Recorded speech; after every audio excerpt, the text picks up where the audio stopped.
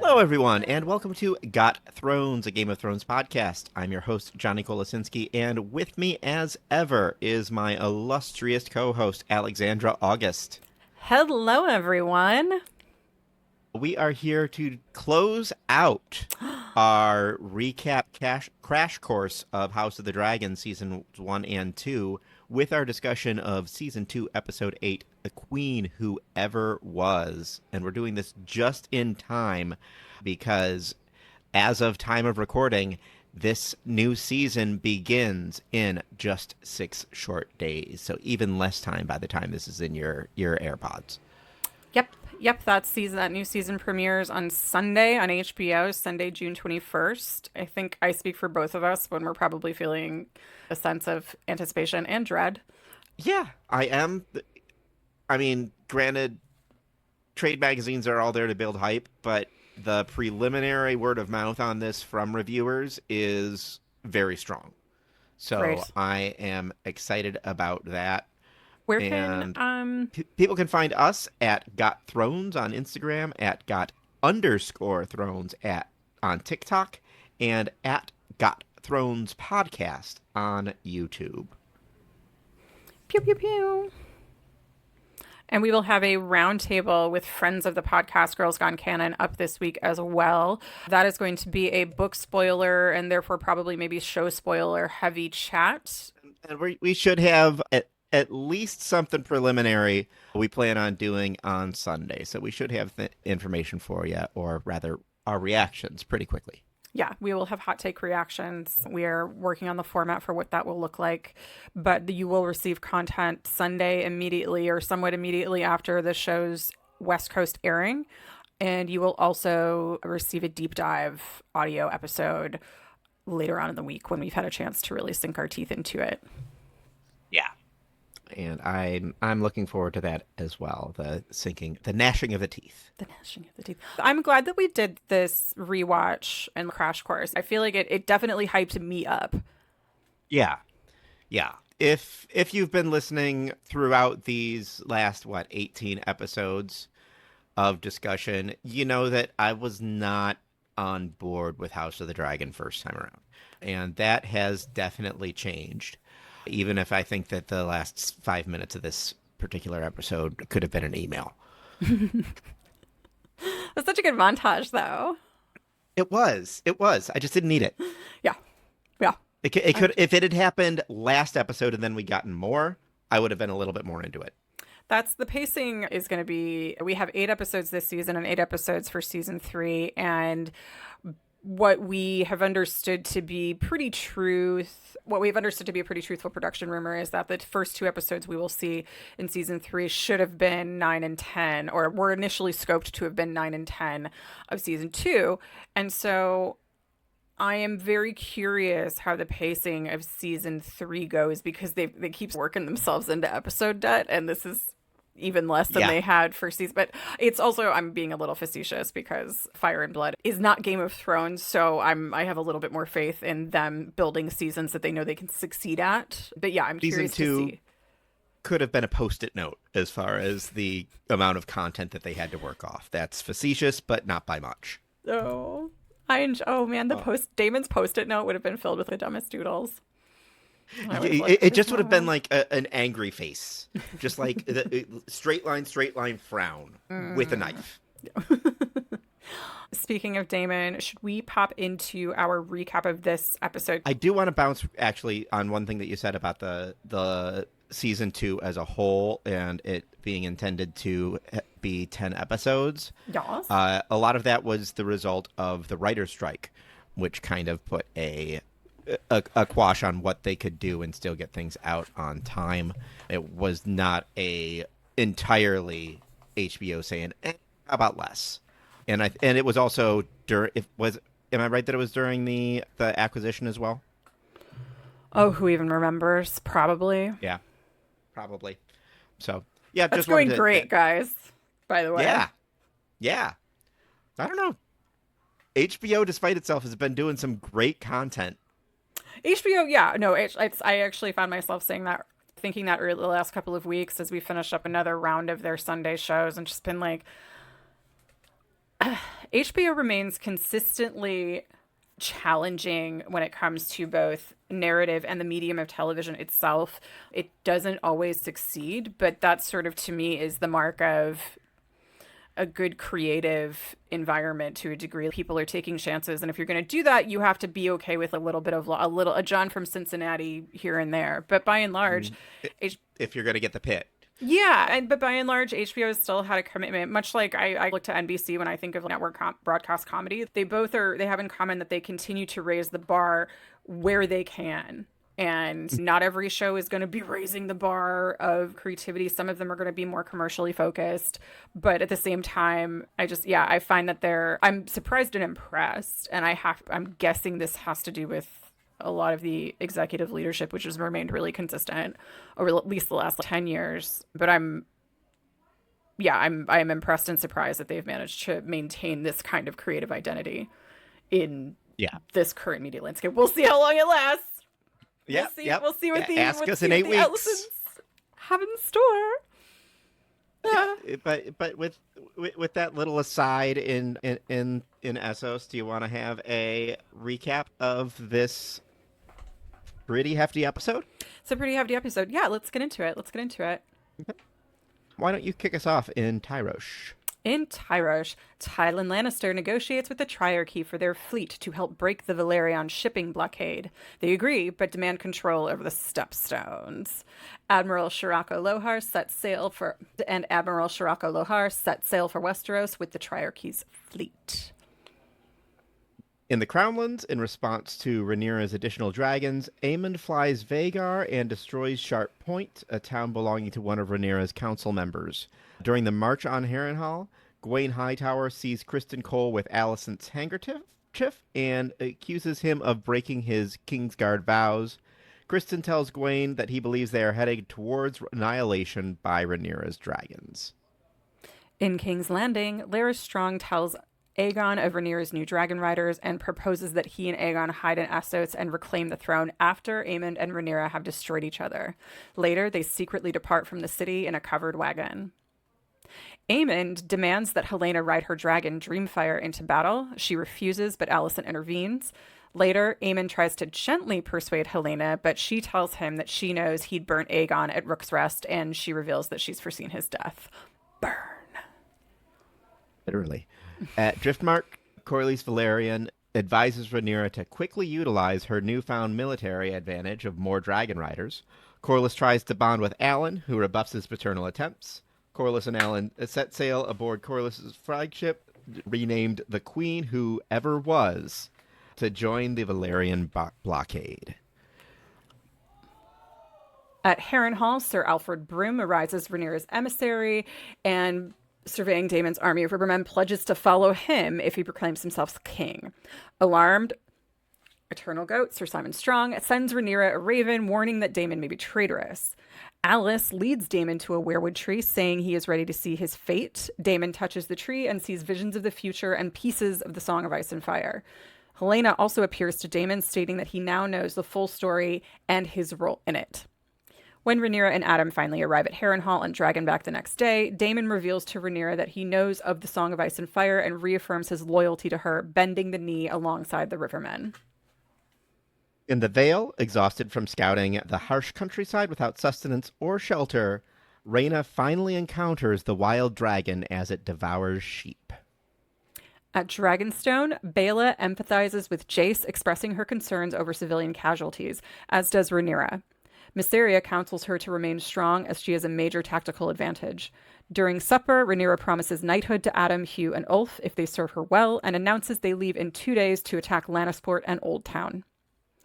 Late at night, Alicent secretly arrives on Dragonstone and admits to Rhaenyra her faults that helped cause the conflict and offers to let her peacefully take King's Landing after Aemond leaves for the Riverlands.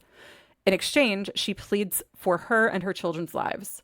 But Rhaenyra insists she must take Aegon's life to end the war and secure the throne. Alicent seemingly acknowledges that and departs the castle, promising that the gates of King's Landing will be opened in 3 days' time. Across Westeros in a montage, In the Reach, the Hightower host marches north, accompanied by Prince Daeron Targaryen on his dragon Tessarion. At the Twins, House Stark's army crosses south. In the Westerlands, Jason Lannister and Humphrey Lefford lead their host east. And somewhere unknown, Otto Hightower is held captive. Ooh. Good job, us. Yeah. That was Good cool. job, us. We Also, really, HBO. yeah. And whoever recapped this for the wiki, that was saved me a lot of work. Yeah. I. What were your initial thoughts on the episode as a whole? It was Broadly.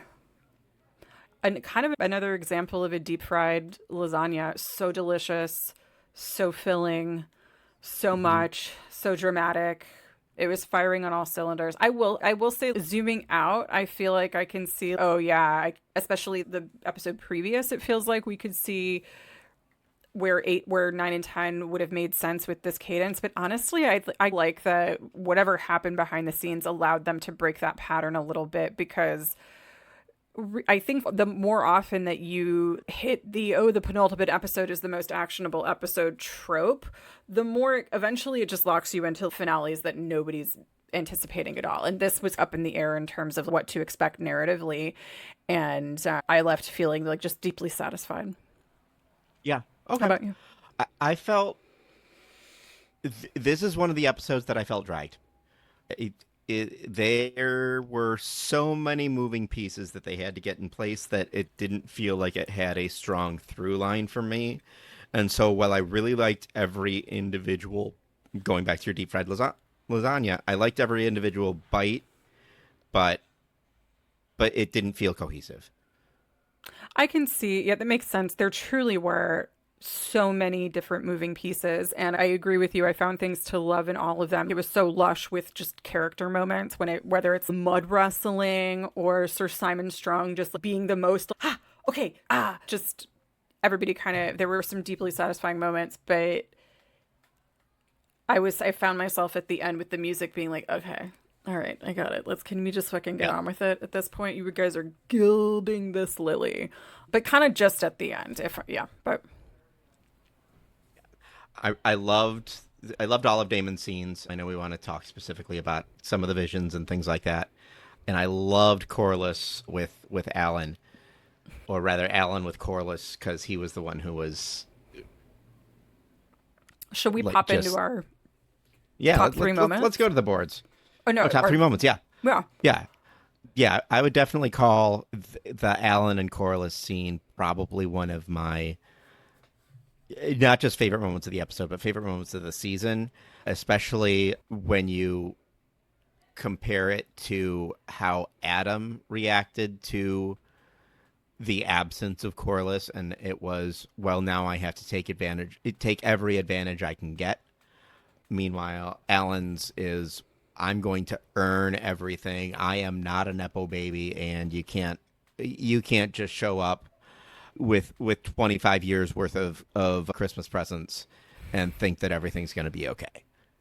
That was, yeah, it was interesting because you see how Alan and Adam are similar, and how Alan is just like, I don't want your help. I don't want to be Mm. tied to you. I don't want, maybe that's coming forth now in this emotion, but you realize that Alan hasn't taken anything from his father because he doesn't want to take anything from someone who failed at his most basic duty, which was to take care of his children. Alan doesn't want to be Hmm. associated with this guy. In his heart of hearts, he has a lot of judgment for the way I would too, Yeah. for the way that Corliss handled his wandering seed. Mm-hmm. It was really well done, really, really well performed. What about you? What would you call one of your top ones? I liked the. I got goosebumps during the Damon dreams. And I thought the person walking through the mud before it gets to Daenerys was Jon Snow, because I'm like, oh, okay, so if they're I know this kind of leads to Daenerys, but really the fun part about the Targaryen from this perspective is, you know, that there were two Targaryen lines and two princes who were promised, more or less. Hmm. Um, anyway, so that was thrilling. But what I loved even more, because I was a little disappointed that he and Alice didn't get down, but what I loved even more was what came after that, which was Helena and Aemon trying to be persuasive this time and ask her to ride into battle with him and be nice. And the way, comparatively to Damon, who is just like, I don't like drugs. What is this LSD? What does anything mean? Helena's, get the fuck away from me. I have seen that you murdered our brother. I've seen your death. I have seen that our brother's gonna be back on the throne. So just keep your shit. Do what you're gonna do. It's not gonna change anything. And it's one of the few moments that we see Helena as an expert in her field, for lack of a better word. And it's her moments of strength we take for granted that she's always gonna be pliable because she's mentally cannot play this game. But I like the fact that the show makes her consistent in the way that she always sees the truth. She always tells the truth. And those things are very powerful. Yeah. The entirety of the vision I really liked, but yeah, going to what you said, especially seeing Daenerys there and reminding us that this is a prequel Yep. and that they are all working towards something, Yep. even if they don't know it. That was the fun part about it. Was a little cheesy, Damon and Rhaenyra at the end, but I liked that what he really learned was humility. He learned that he is Yeah. just a piece on the board, and he learned to put others above himself, his own self-interest. Be like, hey, this is great. You know what we do? I see the long plan. Thank you for looping me in. Moving forward, happy Will to that be here. stick? Who knows? Who knows? But for today, I also, and this is something I think I brought up on our conversation that you'll be hearing with Girls Gone Canon, but Larys and Aegon, like the fact that I'm in their corner It's so weird. is upsetting, but I'm in their corner. But also, In the last episode, there was that talk of the third son, and what's he like? He's kind. And we see Aegon get 2 exits out of King's Landing, and he's already a better person. yep, yep. Leave toxic environments, folks. Put down what doesn't serve you, which Alicent tries valiantly to do today, and I have a tremendous amount of respect for it. When she's trying to put down what doesn't serve her, what doesn't serve her is Aegon, and she's trying to put him down. She's put your mask on first. What about you? What was another hit point that you wanted to? Yeah, that Aegon Larys was definitely one for me, and I'd say one more. I'm going to give it a not hit point.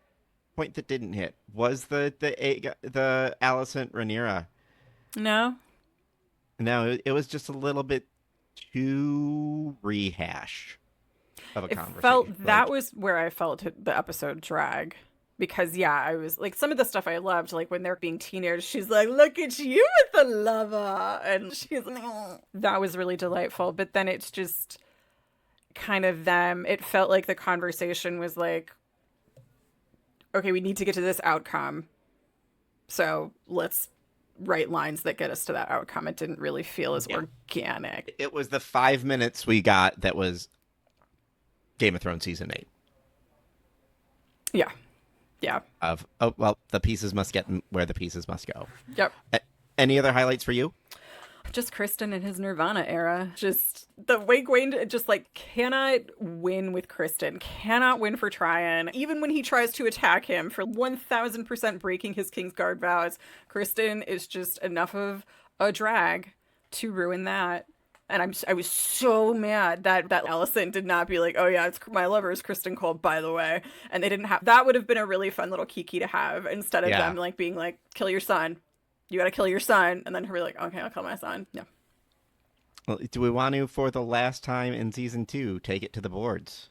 Where are we at with dragons, Alex? We are holding at 14 dragons with an 11-3 spread. We did get our first glimpse of Sheep Stealer this week, and I liked that she had like they had claws, which sort of distinguished them. You can check our TikTok for a dragon rundown with special nicknames if that might help you remember. But Sheep Stealer has claws. Better to eat you with. We added the how much time has passed tracker because of season 1, and I think it has been steadily hours to days all season. Which will continue into this next coming season. Should we retire this category until there is a big time jump? Yeah. Let's raise the jersey up and retire it until the realm needs it again. So it shall be written, so it shall be done. So we got some visions this episode. Did we get any new characters introduced? Kind of. And the people we see are people from Game of Thrones. We are introduced to Daenerys. We see the three-eyed crow or three-eyed raven, depending on whether you're book or show first. Brynden Rivers. We see him both as the crow and as himself. We met him in Game of Thrones. We record that. I forget exactly where he is as far as chronology goes, but it's definitely pretty far post this one and like about halfway between. Yeah. Brynden Rivers is already gone and I think presumed dead by maybe a generation by the time Robert's Rebellion happens. Yeah. I think he's just after The Night of the Seven Kingdoms. Night of Seven Kingdoms, but don't quote me on that. I seem to remember him. We talked about this during our Night of the No, Seven he's Kingdoms. in the mystery. He's in one of the stories. That's when he's a young man. Yeah. So just to give everybody some timing, but an extremely important figure in the lore as it moves on. This is what Daemon needed in order to. I'd say he's arguably the most important non-Targaryen or Stark as far as the mythos itself of how are we going to defeat the White Walkers. Yep. Yep. And also we see Daenerys and her dragons, and we get a glimpse of one of the children of the forest. Yeah. As well. Everybody watching through the Weirwood network, basically. Yes. Yes. They're doing their own crash course on House of the Dragon.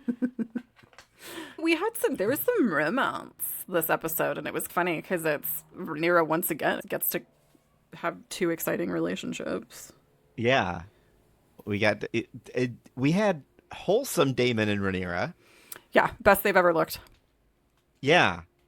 Which is as creepy as liking Aegon and Larys. Yep. He tried to kill her Their 3 weeks healthy ago. Relationship. Yeah. David's physically abusive to his spouses. Mm-hmm. But he's changed because he didn't kill her? Question mark. I'm uncomfortable with that joke already. Yeah, I think I wrote in my notes about this whole thing. I was like, oh, this is lame, but in an extremely authentic way. Yeah. And we also got a little bit of will they, won't they, with Alicent Rhaenyra. Maybe not will they, won't they, but Will they? Nope. Yeah. Alicent, Alicent is, I'm out, so bye. And it was one of my favorite quotes of the episode where she says, I'm at last myself. And I really related to the coming into awareness of my autonomy. Just as an adult, as you're like, oh, wait, really, no, truly, I am the only person driving this bus, and therefore I'm the one who's going to take all the consequences. So therefore, I should make my own rules. And she asks Rhaenyra to come with her. And a lot of people look at this and ask and are like, oh, clearly Alicent, clearly they're romantically entwined. But I'm curious to your thoughts about that. It kind of seemed to me like Alicent was just like ready to bounce and was like, I got a car. You want to go? Yeah, I was going to make a joke about, she had her little campsite in the woods, but no, Alicent just invited Rhaenyra to the cottage. She did. And it was a great cottage. I hope this isn't their last scene together. I don't know that it will be. I don't know the lore enough to think that it would, but I want them to Thelma and Louise it. I've already had one fake death. Go to Essos. Yeah. Hang out with We know that this method works. Be with Shariko. Be one of Shariko Lohar's wife. She treats him good, I bet. Oh, that was a highlight I can't believe I didn't mention, because that's one of the things that I think felt so out of place with this episode, but was still really good, was everything. The worst day of Tyland's life. Yeah, with Tyland and Lohar. So good. She's a delight. She's great. She's a trans activist Daenerys and historian, by the way. Sorry? She is a trans activist and historian, by the way. Oh, really? Yeah, I'm gonna butcher. That's fantastic. Yeah, if you look up her name, her kind of history and how she got to this point will come up, and it's really fascinating, and she's really cool, and I'm excited that she got this job. Yeah, she's fantastic. Daenerys needed She a really did. Shirako Lohar. She really did. I imagine if Daenerys had been sold to Shirako instead of Khal Drogo, Al Drogo. they would have had a lifestyle channel. Game Um, of Thrones would just have been a travel blog. or like Jon is trying to win the Song of Ice and Fire, do all that stuff. Meanwhile, it's just like HGTV over in Essos. So, and we had this is I think the second time it's happened in this series. We had a zero deaths episode. Yeah, which is Maybe that's one of the reasons that it felt a little incomplete. oh, I guess a bunch of people died at Shark Point. That oh yeah, that's true. But Faceless victims. yeah, But who's slayed? Who do you think slayed this week, and who do you think got cut? I'm gonna have to go with as far as who slayed. Definitely Alan of Hull. Mm. He had his first real opportunity to say anything to Dad on equal footing, and what he said was "fuck you."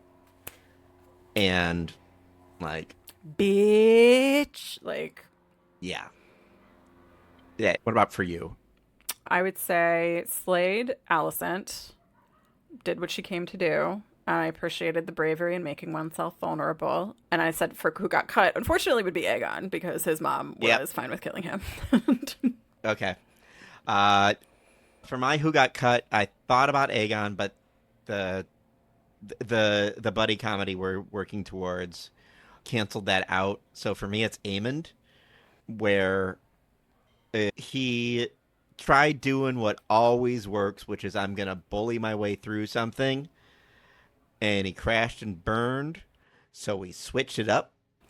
He said, "Okay, well, I'm gonna try to actually be earnest for once." And Helena's response was, "I picture you dying You killed our brother. slash my husband." I can see inside of you. So yeah. It's all inevitable. And again, I always blank on the actor's name, but I have so much respect for how he handles Aemond. Ewan Mitchell. It would be so easy to make it ludicrous, Yeah. and it's not. It really isn't. I think it helps that Aemond is also a teenager because the ways that he is flamboyant and ridiculous are grounded in his age. Who was your? Oh, go on. I was going to ask you, who was your most valuable, your MVP, your most valuable parenting? Alan for parenting Corlys and parenting himself and parenting his brother and just parenting everybody because he's the first officer, but he's not smiling enough. Really? Okay, Dad. I'll try and smile some more. Yeah, That's great. yeah. How about for you? Well, obviously not going to give it to Alicent for, okay, we can get rid of one kid. I So thought I was about it. tempted to give it. I was tempted to give it to Rhaenyra just for not bargaining away one child, but instead I'm going to give it to Helena, both for her bitch slapping Aemond and for her "now I see you, Peter" with Daemon Targaryen in the Weirwood. She that actually brings us to Queen of Love and Beauty because mine was Helena for all of the reasons we have stated up above. Up thread. Yeah, that would have been mine if we didn't have the joint winners of Tyland Lannister, Admiral Sharanko Lohar, and Mrs. and Mrs. and Mrs. and Mrs. and Mrs. and Mrs. and Mrs. Admiral Sharanko The Lohar. correct response to her question was, "How many wives do you have?" And Yeah. I wanted, in that moment, I wanted to be Tyland's life coach, like his wing woman, and been like, great, he will take it, sign him up. What are the time slots? Let's go. My boy here, it's going to make them very happy. It's going to make your wives very happy. I'm going to need some electrolyte drinks. Yep. I need some protein. In it to win it, coach. And with that, friends, oh my goodness, we've crashed our course. Yeah, we are now venturing into the unknown. We are caught up. Yeah. So we will be back to discuss season 3, episode 1 of House of the Dragon with some very initial thoughts on Sunday, hopefully live. But if not, we'll have them in your ears as soon as we can. Sounds good. Bye, folks. And See you thanks, folks, soon. for taking us on this ride. It has been a blast. Thanks for coming with us. Yep. Bum, bum, bum. Bye, folks. Oh, and sorry, I forget we haven't released it yet. We will be back with Girls Gone Canon later this week for a spoiler book and show spoiler full Round table. roundtable discussion. Get you all hype. Yep. Bye, folks. Bye.